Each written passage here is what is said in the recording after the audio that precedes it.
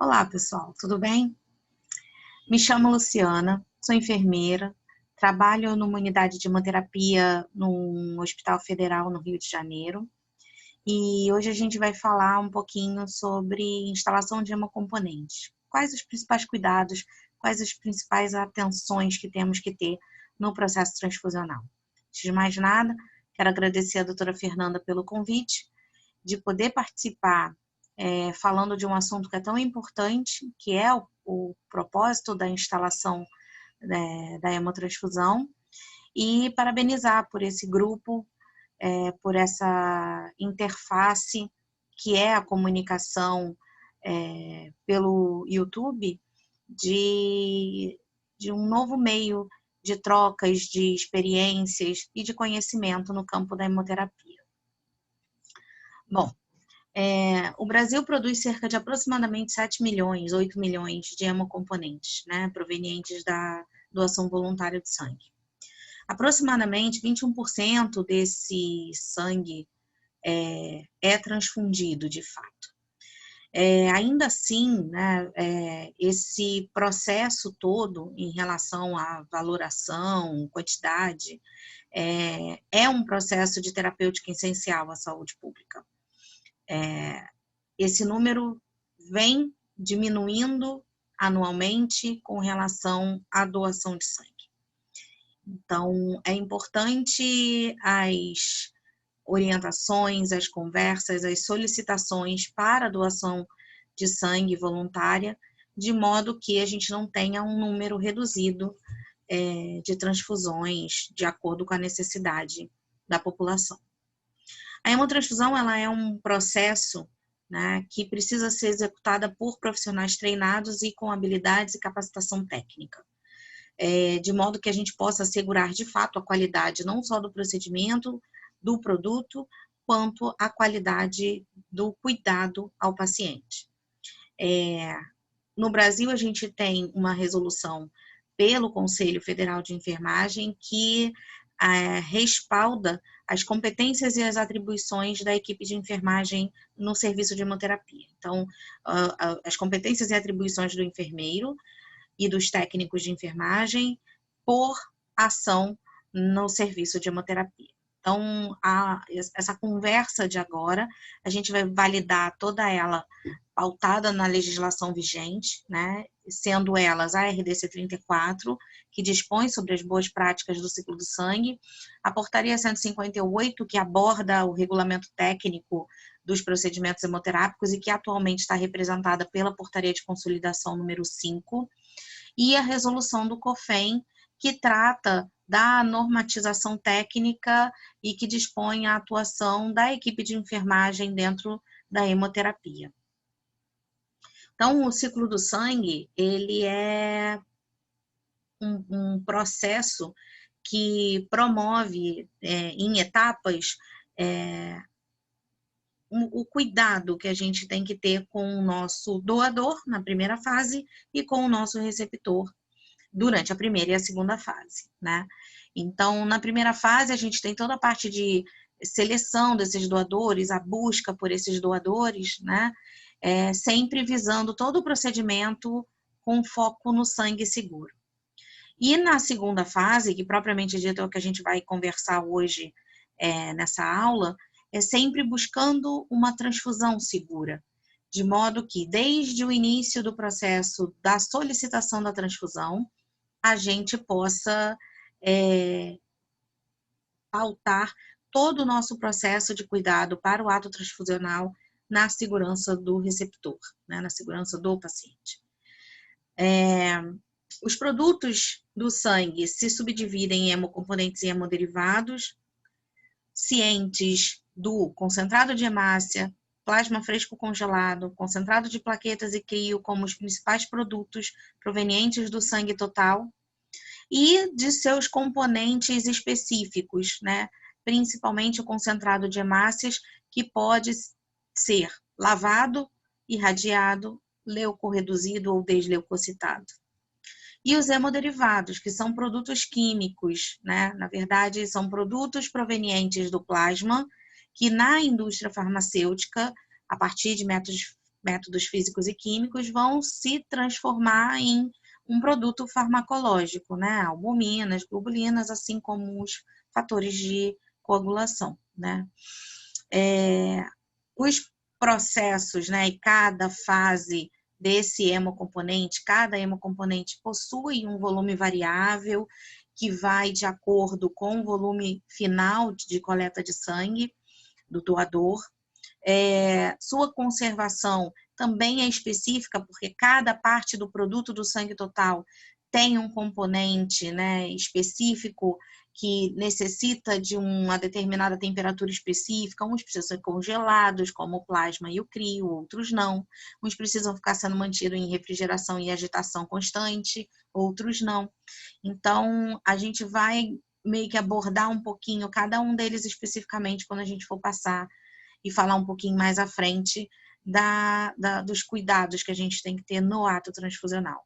Mas já de antemão, cada parte desse hemocomponente tem um papel fundamental e cuidados específicos para serem dispostos, né, disponibilizados ao receptor.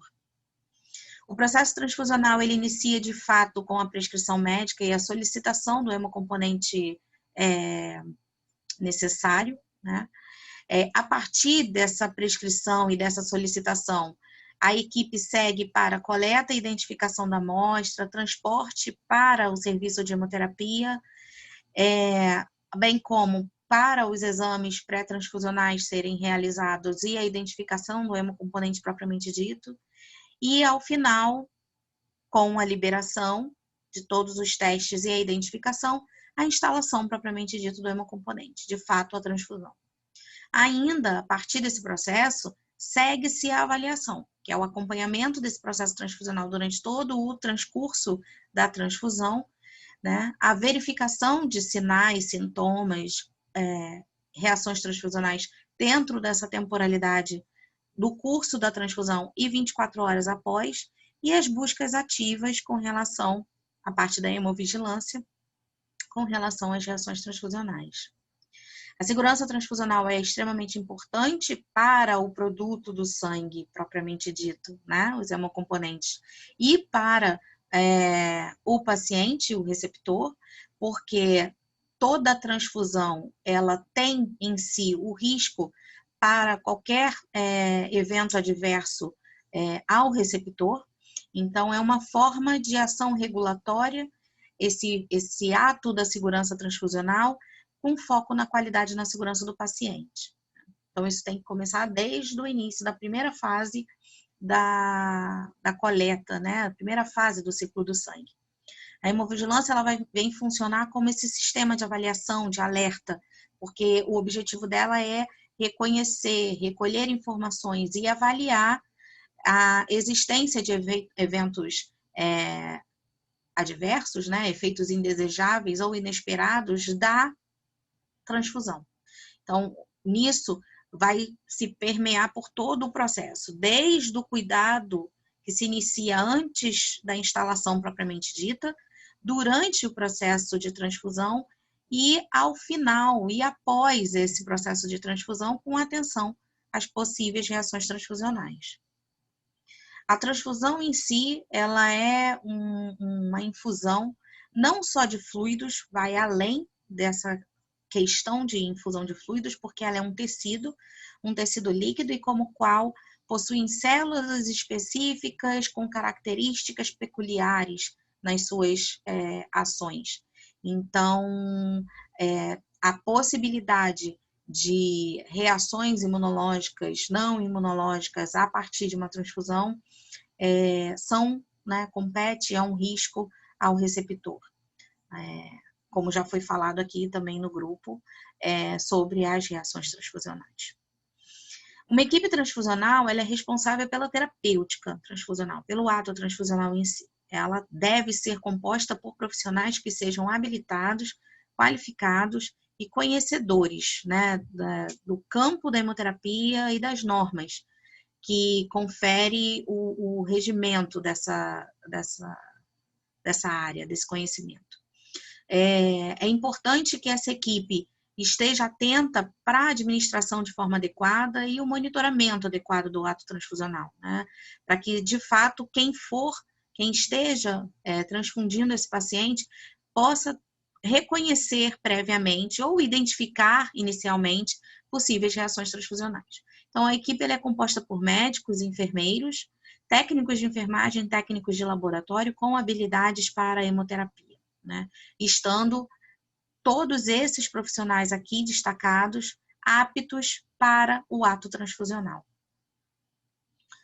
Então, como a gente falou lá no início, que o processo, né, esquemático do processo transfusional, do início do processo transfusional, a gente vai começar avaliando essa requisição, né, que é uma solicitação específica para transfusão de hemocomponente, ela é exclusivamente de responsabilidade do médico, bem como a sua prescrição, né, então ela tem que estar prescrita na prescrição médica. E esse formulário, ele é um formulário pré-determinado que contenha informações que são importantes para a identificação desse paciente e para uma posterior análise, caso seja necessário, da equipe do serviço transfusional, né? Então, deve-se ter o nome completo, o número de registro, idade ou data de nascimento, a localização do paciente, o diagnóstico principal e qual é a indicação dessa transfusão, preferencialmente dados laboratoriais mais recentes, os mais próximos possíveis, a identificação do hemocomponente que se deseja e a quantidade do componente que se deseja. Datado e assinado pelo médico solicitante e todas essas informações de forma nítida, identificáveis, sem erros, rasuras ou espaços vazios e em branco. As modalidades de transfusão, elas também são reportadas na legislação, né? E também deve vir descrita lá no formulário de solicitação. Então, a gente tem o tipo de transfusão, de rotina, urgência, emergência e programada, que cabe à necessidade e à solicitação do médico assistente, né? Do médico que faz a solicitação da hemotransfusão em si. Sabendo que a programada, ela deve ser determinada dia, hora, proximidade, situação, né? Ai, vai fazer no processo cirúrgico, vai fazer durante uma hemodiálise, né? A da rotina, ela cabe dentro do período do curso do plantão, né? Então, até 24 horas da solicitação ela pode ser realizada. Os casos de urgência determinam um prazo mínimo de horário, geralmente o prazo para que todos os processos da liberação da transfusão seja realizado, então dentro de 3 horas. E os de emergência que podem ser realizados sem prova cruzada, determinados previamente pela equipe médica que vai corroborar com essa informação, né? Vai aceitar e vai estar ciente da solicitação de uma transfusão sem prova cruzada naquele momento. As transfusões devem ser preferencialmente realizadas no período diurno, a própria legislação já nos traz essa importância, esse chamamento de atenção, né? Não que ela não possa ser feita à noite, mas lembrando que durante o dia a gente tem recursos humanos, um número maior de profissionais que circulam no ambiente e que facilita o processo de comunicação, de reportar informações. Então, o ideal, o melhor, é que esse paciente consiga ser transfundido durante o período diurno. Ainda dentro do processo, a gente tem a questão da coleta das amostras, né, pré-transfusionais, que devem ser identificadas de forma correta, né? Devem ter nome completo do receptor, número do registro, quem coletou, quando coletou, qual é o leito, né? Informações essas que estejam adequadas e presas no tubo. O tubo é um tubo de EDTA, de aproximadamente, aqui ele tem volume de 5 ml, então uns 4 ml cabe bem aqui de coleta, então não vale coletar uma quantidade muito pequena de amostra, porque ela pode ser invalidada, porque pode não ter quantidade suficiente para a realização dos testes.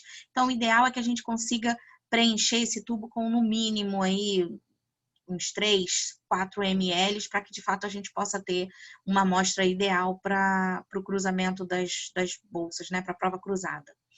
Essa amostra terá validade de 72 horas, né, dentro do banco de informações e do banco de amostras que fica reservado dentro do serviço de hemoterapia. Qualquer inconsistência nessa identificação, seja erro no registro de uma etiqueta com código de barras, seja erro no registro de uma identificação, uma letra que não se entende, um borramento, ou seja, qualquer discrepância que tenha nessa amostra, deverá ser realizada uma nova coleta de amostra, né, para que de fato a gente tenha certeza e evitar erros futuros de transfusão em pacientes errados, né, em pacientes trocados. Também o coletor deve ter uma experiência, deve ser um profissional que tenha sido treinado para essa atividade, de modo que a gente evite idas e vindas ao paciente e sucessivas punções para a coleta de amostra. O transporte das amostras deve ser feito em material resistente, adequadamente à temperatura, devem ser transportadas por profissionais também treinados, né, em condições de conservação, de modo que essa amostra chegue adequadamente ao serviço de hemoterapia, para que de fato possa prosseguir todo o processo de testes pré-transfusionais. Os testes principais ao receptor, tipagem ABO, RH e pesquisa de anticorpos irregulares, bem como o teste de compatibilidade que vai fazer com o sangue do doador e a bolsa, né, o hemocomponente em si, principalmente o componente de hemácias. Então, faz-se os testes e uma vez tendo sido liberada, essa bolsa está apta para o ato transfusional, né? Então, a gente tem registros que são guardados por uma temporalidade de 20 anos. Existem sistemas informatizados também, onde a gente já tem a coleta e a transcrição dos resultados para esses sistemas informatizados, o que facilita bastante o processo, né? E que demanda mais atenção na hora do lançamento das informações, para que a gente não lance dados trocados ou inversos. Então, independente da escrita ou do sistema informatizado, dá atenção para que todas as informações sejam adequadas e, de fato, daquele paciente o qual foi colhida a amostra e os testes realizados. Os cuidados pré-transfusionais vão se iniciar, então, a partir dessa identificação da bolsa do hemocomponente de forma correta. Toda bolsa deve ser identificada por uma etiqueta essa que tenha nome completo do paciente, registro do paciente, qual é o grupo sanguíneo, né, o grupo ABO e o fator RH, pesquisa de anticorpos irregulares realizada, se positiva ou se negativa, quem foi que fez, né, o profissional responsável por esse teste, né, esse exame, e dados da bolsa, que é extremamente importante. O número da bolsa, que obviamente tem que bater com a etiqueta principal do hemocomponente, qual é o grupo sanguíneo dessa bolsa, né? Então, fator RH e grupo ABO, a data de validade, né, da bolsa, a data de administração do hemocomponente, se na prova cruzada foi compatível, e da inspeção visual, que consta da coloração, integridade do sistema, presença de hemólise, de coágulos, alteração de presença de grumos, né? Que são importantes para, de fato, ter uma segurança para o receptor. Dos cuidados com o paciente, a gente deve se atentar à verificação do termo de consentimento. Então, é ideal que todos os pacientes que vão receber hemotransfusão futuramente já assinem esse termo. Se paciente não lúcido, quem vai responder é o responsável legal pelo paciente no ato da internação. Conferir a solicitação de transfusão, conferir a prescrição médica, né, se está descrito na prescrição, checar as informações do paciente, né, com o responsável legal. Se paciente lúcido, além da conferência na etiqueta, né, na pulseira de identificação, seguindo a meta de segurança do paciente, que é a identificação do paciente, então, todos eles devem estar portando uma pulseira de identificação. e a gente vai verificar a pulseira com as informações tanto da solicitação quanto da etiqueta da bolsa, bem como, se o paciente estiver lúcido, a gente vai perguntar a ele também, né?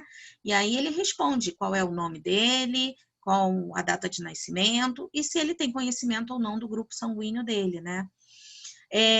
Nesse caso, também avaliar acesso venoso, seja ele periférico ou profundo, já para que a gente possa ter uma ideia se tem permeabilidade ou não do acesso para hemotransfusão. Caso tenha, a gente pode infundir, visto da data de validade desse acesso periférico, principalmente. Tá? Então, atentar para um prazo aí de uma punção de 72 a 96 horas no máximo, e preferencialmente abordar um acesso periférico único e exclusivo para a hemotransfusão. É obrigatório? Não, não é obrigatório. Mas, a saber, não podemos misturar a hemotransfusão, né, o hemocomponente, com nenhum outro medicamento ou solução endovenosa. Então, dependendo do histórico do paciente, da necessidade do paciente, é melhor funcionarmos uma via exclusiva para a hemotransfusão. Né? E aí, sim, avaliar a rede e, uma vez funcionado, identificar e deixar o acesso, de fato, para a transfusão do componente. Verificar os sinais vitais antes de iniciar o procedimento, e o que eu estou querendo dizer aqui é antes, de fato, da abertura da bolsa, né? Então, verificamos os sinais vitais iniciais, estando tudo adequado, damos prosseguimento ao processo transfusional. Havendo alguma problemática ou alguma alteração, alguma intercorrência que não abra a bolsa, né, eu posso lançar mão de ter o tempo de administração de uma medicação prévia, de deixar normalizar a sintomatologia encontrada, retornar com esse hemocomponente para o banco de sangue, né, ou para o serviço de hemoterapia, de modo que esse paciente tenha um tempo de normalização do seu estado, para que, de fato, possa ser iniciado o processo transfusional, tá? Se não tiver problema nenhum, a gente dá seguimento ao procedimento transfusional. E aí, orientando esse paciente, né, que essa transfusão foi solicitada pela equipe médica, esclarecendo possíveis dúvidas e orientando que qualquer intercorrência chame a equipe de enfermagem e contacte o serviço de hemoterapia. Então, aqui a gente tem um modelo que mostra rapidamente como que é um termo de consentimento, o que precisa estar descrito, ele tem que ter conhecimento, né, de que ele pode vir a receber um hemocomponente, ele tem que estar ciente e aceitar essa hemotransfusão. A prescrição no modelo básico, e tem que vir descrito aqui a quantidade que eu quero, a via, obviamente, endovenosa, e o horário vai ser no horário que a gente foi iniciar a infusão, né? Atentar para essa prescrição, aqui eu estou dando só um exemplo, então peguei só uma parte, mas assim, tem várias outras medicações esse paciente, então, como é proibido a administração junto de outros medicamentos ou soluções endovenosas, a gente tem que atentar assim, tem antibiótico junto, é um paciente grave na terapia intensiva que está fazendo uso de noradrenalina, de sedação, tem quantas vias esse catéter, é um catéter, tá de acesso periférico, né? Tá em anasarca, não tá? Enfim, a gente precisa avaliar esse paciente no todo para, de fato, iniciar o processo transfusional. Senão a gente abre o hemocomponente, depois verifica a impossibilidade de manutenção da transfusão e nisso a gente perde um componente e o paciente perde a possibilidade da transfusão. Então, pré-medicações, por exemplo, podem acontecer, como eu trago nesse exemplo aqui, nesse caso em clínico, de uma paciente que fez uma transfusão, apresentou uma sintomatologia de investigação para RT, né, para reação transfusional, após exames pós-transfusionais, avaliação da equipe médica da hemoterapia, a equipe determinou, a equipe médica, que antes dela receber os próximos ou as futuras transfusões, deveria ser realizado para ela hemocomponentes desleucocitados, né, e pré-medicação à base de antihistamínico, por exemplo, ou hidrocortisona, e numa temporalidade de 30 minutos a 1 hora. Então, a gente tem que se atentar a essas condições prévias para que a gente possa, antes de abrir o sistema, né, verificar se há ou não necessidade desse paciente fazer alguma pré-medicação. Se a gente abre o sistema e verifica que ela tinha que ter recebido 30 minutos antes, a gente já invalidou o produto hemoterápico. Então, a gente tem que ter cuidado com situações como essa, né? E aí, o cuidado e o preparo pré-transfusional, ele vai depender da necessidade do paciente e da conduta que a equipe médica hemoterápica determinou para aquele paciente, né? Se vai precisar receber algum componente específico trabalhado, né, irradiado, lavado, se vai precisar receber alguma outra medicação que não seja o antihistamínico ou corticoide, né, e atentar para a temporalidade, preferencialmente 30 minutos antes do início do processo transfusional. Não posso deixar de falar dos acessos venosos. Apesar da transfusão sanguínea não ser um ato de medicamento, ela não é líquida, ela não é só um fluido, né? A gente deve atentar para o modelo dos certos, né? Então, é o paciente certo, com o hemocomponente certo, compatibilidade correta para o paciente, identificação, via certa, né?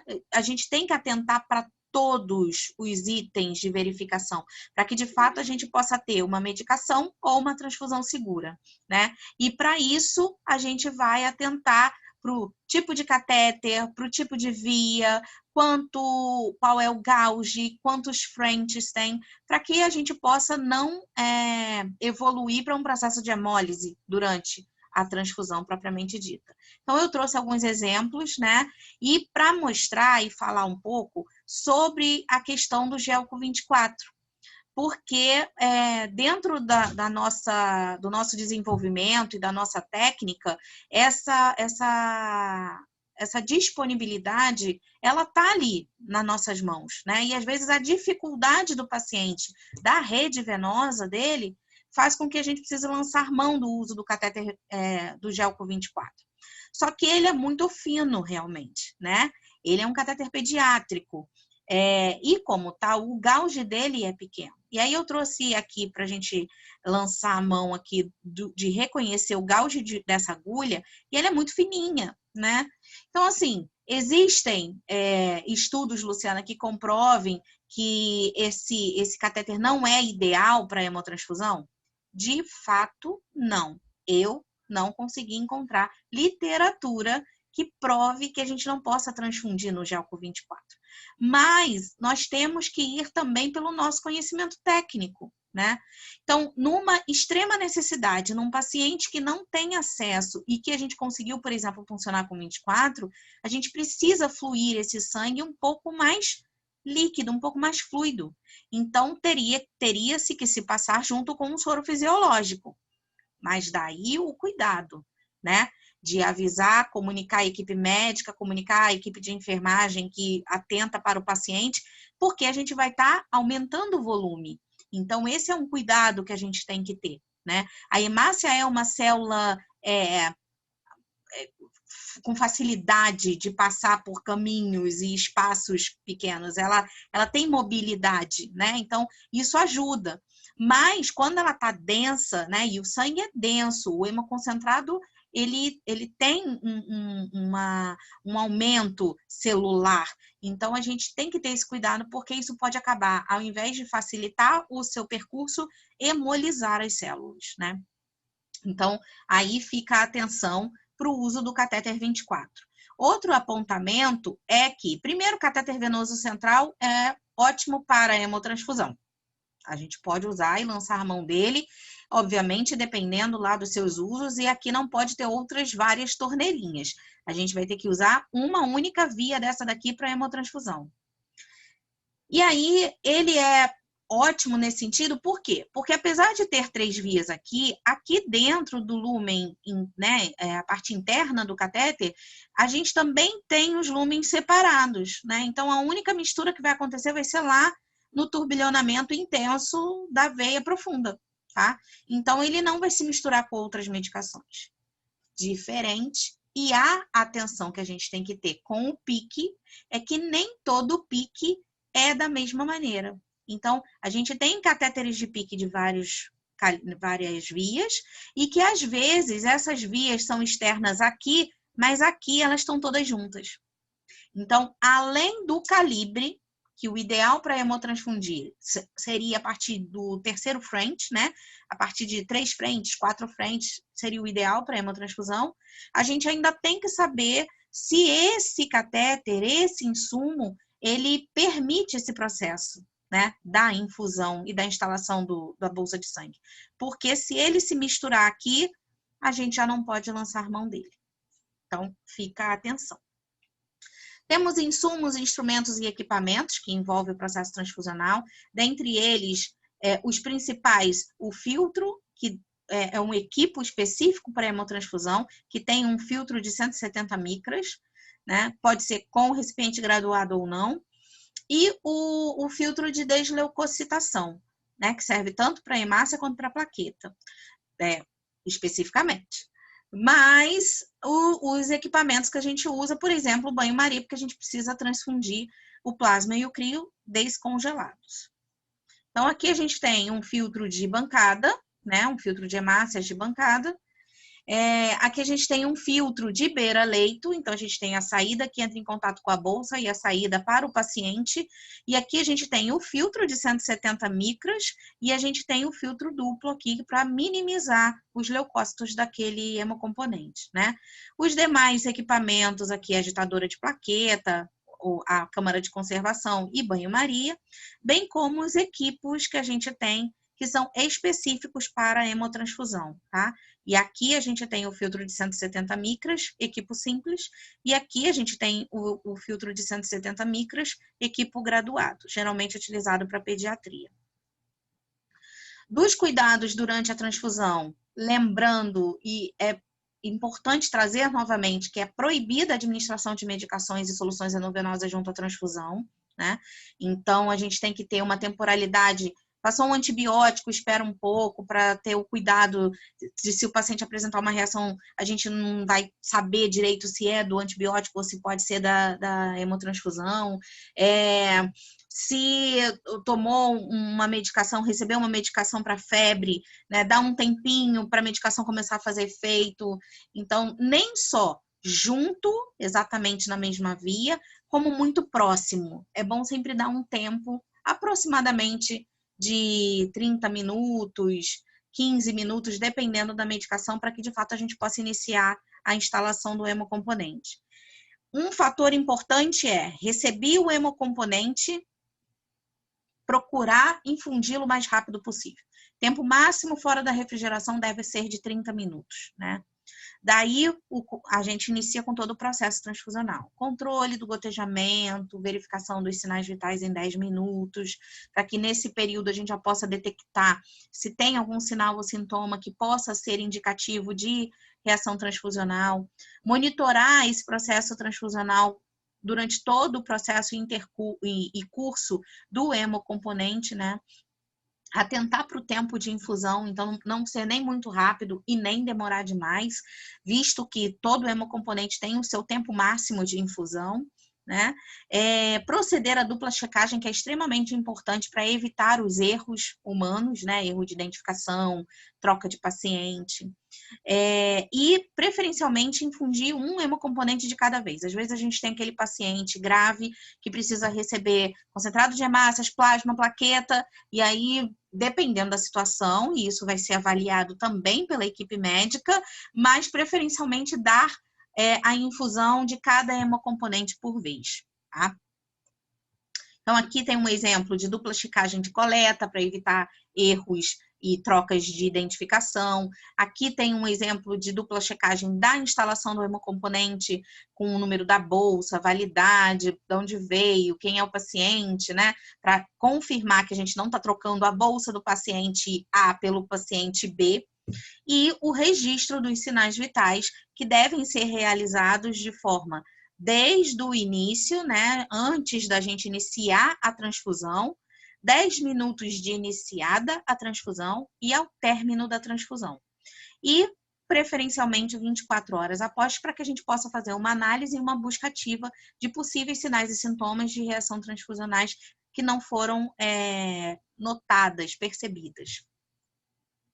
Relembrando, então, que o tempo mínimo de infusão e o tempo máximo de infusão vai depender do hemocomponente, né? Então, a gente tem aqui um tempo para unidade. Então, concentrado de plaquetas e crioprecipitado está por unidade.